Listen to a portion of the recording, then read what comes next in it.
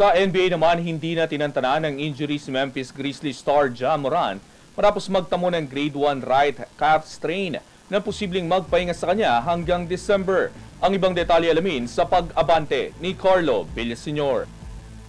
Posibleng hindi mo na makalaro si Memphis Grizzlies star Ja Morant hanggang sa December habang siya ay nagpapagaling mula sa grade 1 right calf strain. Lumabas si Morant sa laro ng Memphis nitong linggo laban sa Cleveland Cavaliers matapos lamang ang unang quarter. Ayon sa koponan, muli siyang susuriin pagkalipas ng humigit kumulang na 2 linggo. Bago lisanin ang laro, nakapagtala si Morant ng 7 puntos at 2 assist sa loob ng 6 na minuto sa kanilang pagkatalo sa score na 108-100. Sa 12 laro ngayong season, nag-average si Morant ng 17.9 points, 3.5 rebounds at 7.6 assists. Gayman, madalas siyang hindi nakakapaglaro sa mga nakaraang season dahil sa iba't ibang injury. Noong 2023-24 NBA season, 9 na laro lamang ang kanyang naitala dahil sa kombinasyon ng mga injury at 2 suspensyon na umabot sa 33 laro. Noong nakaraang season, iba't ibang injury rin ang naglimita sa kanya sa 50 laro. Ngayong season, nagsilbi na rin si Morant ng 1 larong suspension dahil sa conduct detrimental to the team. Sa kasalukuyan, meron ng 4-10 na kartada ang Grizzlies bago ang kanilang road game ngayong Miyerkules kontra sa San Antonio Spurs.